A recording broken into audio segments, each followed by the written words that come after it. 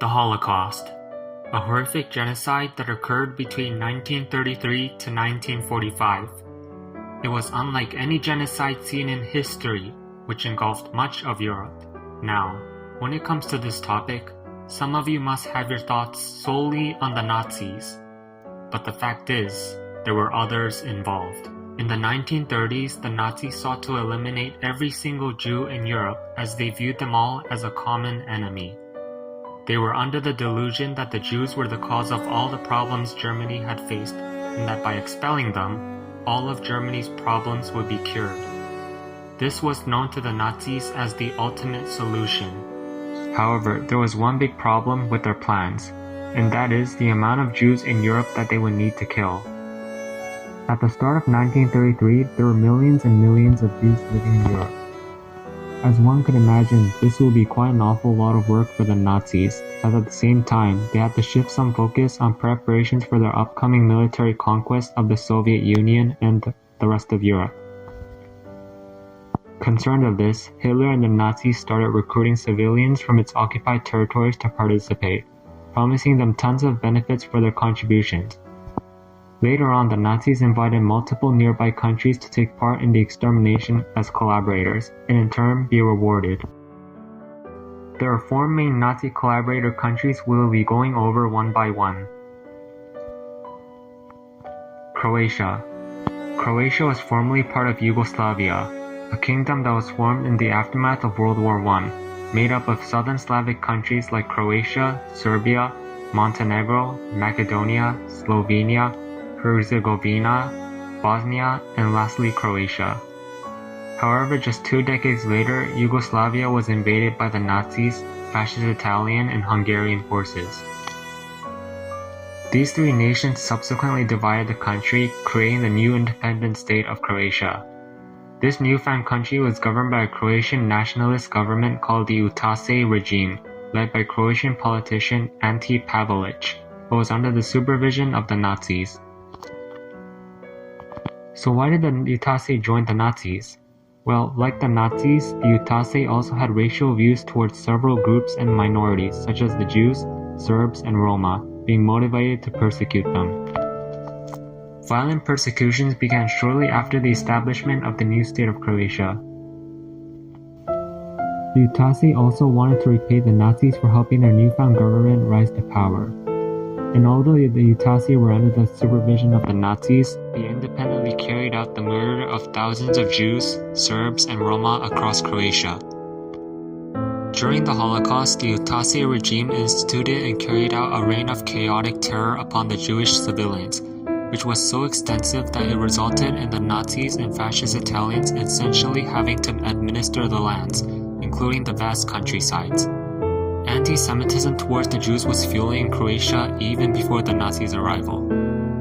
The Ustaše leader Pavelić claimed that the Jews have robbed the Croatian people for centuries, especially the common man, that they managed to acquire almost the entire Croatian national wealth, that in an organized press and systematic manner they poisoned the Croatian generations through press books and denationalized them for years.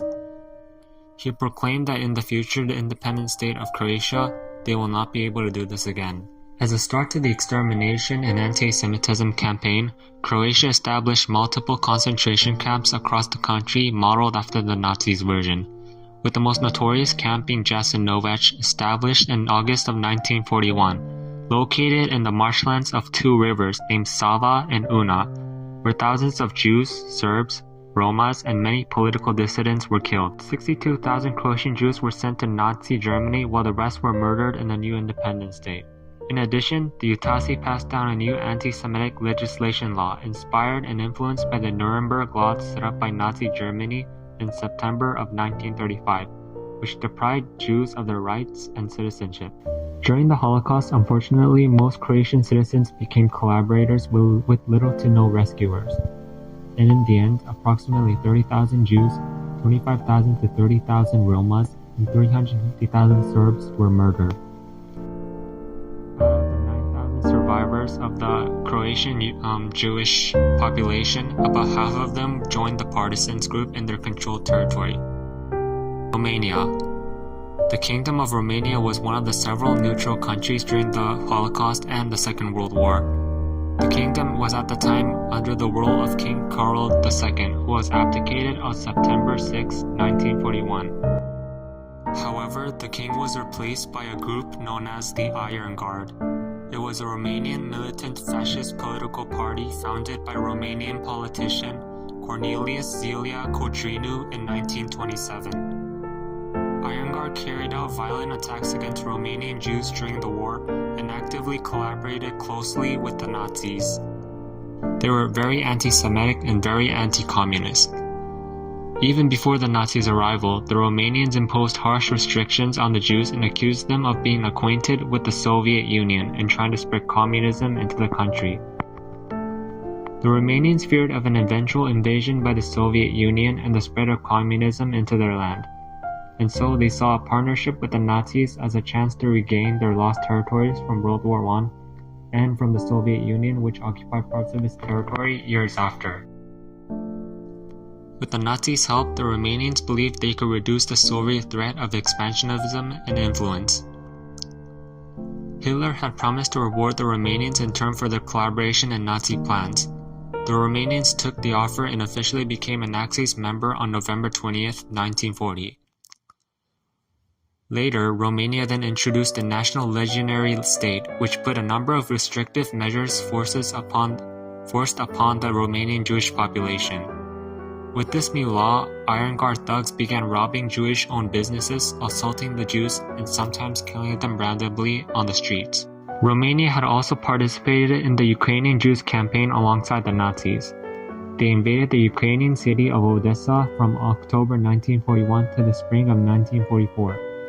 There, Romania, together with Nazi Germany, began to put anti-Semitic policies toward Ukrainian Jews, leading to escalation and eventually mass murder. In the first weeks of the Romanian and Nazi occupation, some tens of thousands of Jews were murdered in Odessa and in the suburbs.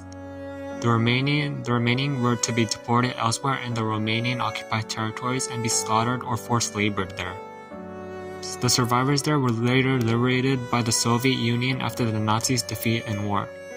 However, after the loss of the Nazis, the Soviet Union occupied Romania and turned it into their satellite state. The country came under communist rule from 1945 until 1949, when they gained back full independence. Hungary.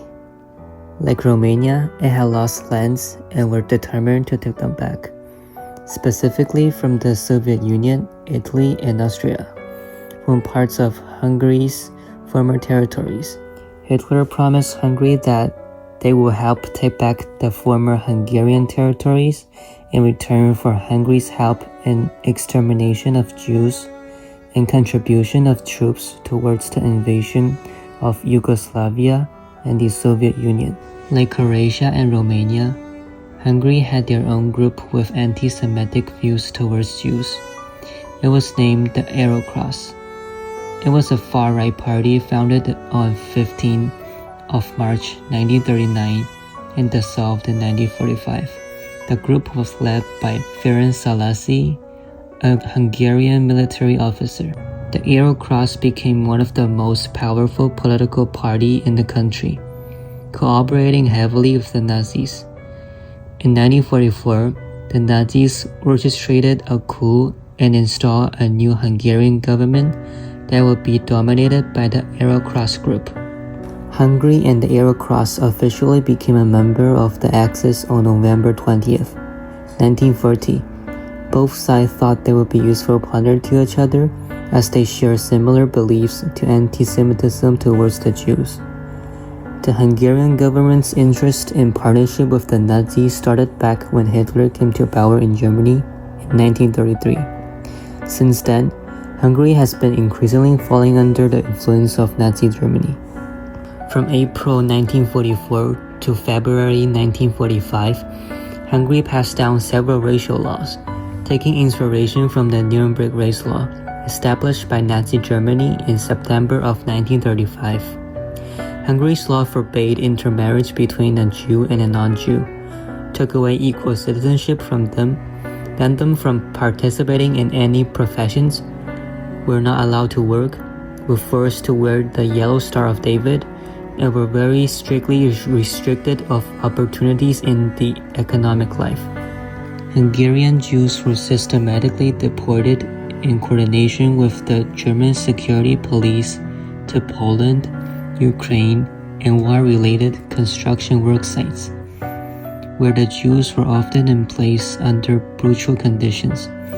They were subjected to the extreme cold weather without proper shelter, food, and medical care. Every able-bodied male was required to work in these horrible conditions. As a result, about 27,000 forced labored Hungarian Jews lost their lives. Hungary dispossessed, deported, and carried out systematic murder of over half of Hungarian Jewish population in the country. Adolf Eichmann was present to supervise the deportations. There were 825,000 Hungarian Jews before the occupation by the Nazis, and only half of these civilians survived. From 1942 to 1943, Hungary knew that Germany was losing the war, and it was just a matter of time before they completely lost. Hitler feared this scenario, so he decided to invade his allied country, and the arrival of Nazis started the deportation all over again. In less than 2 months, over 440 Hungarian Jews were deported, in which most have been sent to Auschwitz in Poland and some to the border of Austria and Germany, where they were tasked to dig trenches. This madness had not ended until Hungary was labored by the Soviet Union on early April of 1945. In the end, 700,000 out of total 800,000 Hungarian population of Jews altogether lost their lives, accounting to almost 75% of the Jewish community in the country. Ukraine. At the time of the Holocaust, Ukraine had one of the biggest Jewish population in Europe, with over 1.5 million Ukrainian Jewish civilians. They were at the time a Soviet territory and a part of their sphere of influence. However, the Ukrainians stayed neutral during the war, but collaborated closely with the Nazis. Ukraine looked at the Nazi ongoing conquest of Europe and recognized their great power. Seeing this, Ukrainian nationalists thought of this an opportunity to collaborate with the Nazi and strike a deal with them. That in turn of Ukrainian participation in the extermination of Jews. The Nazi will help Ukraine regain its independence.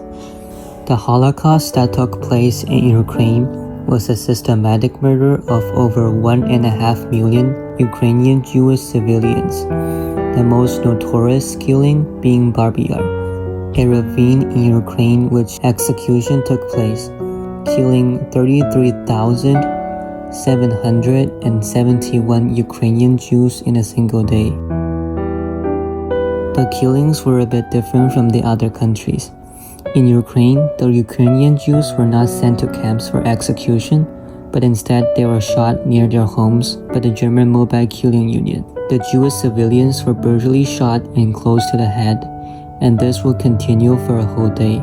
The Ukraine collaborators SS Battalion was under the supervision of the German Auxiliary Police, which had roles assisting the Nazis on transportation, deportation, and sometimes take part in execution of Ukrainian Jews. There were about 100 million Ukrainian participants and collaborators according to several historians. There is one infamous Ukrainian collaborator, and his name was Ivan the Terrible, who was a security guard of the Treblinka extermination camp in Poland. Ivan was in charge of operating two tank engines that feed the gas chambers. He was an extremely cruel and violent man, often cutting the ears of prisoners and forcing them to continue with work while bleeding. How do the Nazi collaborators deal with their past today? In present days, these four nations remembers and honors the Holocaust victims, paying visits to the memorials every year, feeling guilt and regret for their contribution in the most horrible crime to humanity. They, alongside the Nazis, responsible for the murder of hundreds of millions of Jews from 1933 to 1945. In Germany, remembrance is woven into the nation's identity. Each year on January 27th, leaders, survivors, and young people come together to commemorate and reflect. Schools bring history to life by connecting students with survivors' testimonies, ensuring future generations learn the price of silence and hatred. In Ukraine, Barbie Yard stands a haunting reminder of the 33,000 Jews murdered in just 2 days in 1941. Today, the site features a memorial and museum that tell the stories of those lost, urging the world to remember and learn from their suffering. Romania confronts its history by remembering the thousands of Jews and Roma persecuted during the Holocaust. Educational reforms teach these truths, and memorials like the one in Bucharest are places for reflection, accountability, and hope. In Hungary, memorials like the shoes on the Danube remind visitors of the brutal executions of Jewish citizens. The Holocaust reminds us how easily hatred can spiral into unimaginable cruelty. It's a painful lesson about what happened when prejudice and silence take over. Remembering the victims isn't just about the past. It's about honoring their lives by standing against hatred today. We must carry their story forward and never forget. Best way to remember it would be if people could learn from this experience so that it's not repeated. And in fact, it's something that I've never felt that I needed to revenge myself.